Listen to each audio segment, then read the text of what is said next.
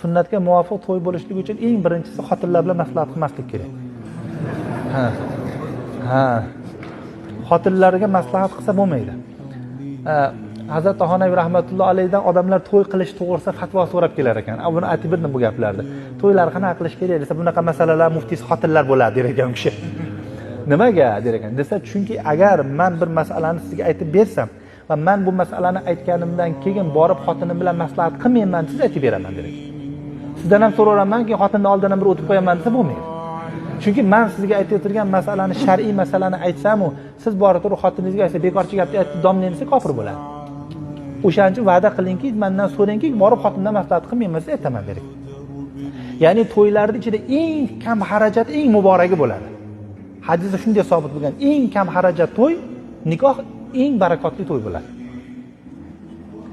Men bu oldin ham ko'p aytganman. Hazrat Tohonaviy rahmatulloh alayhi bir gapni aytgan ekan. Bir bola aytgan ekan, men bosh vazirning qizini olyapman deb, velosipedi ham yo'q o'zi dedi. Bosh vazirning qizini sovchi qo'yibdi, olyapman, to'yimiz bo'lyapti debdi.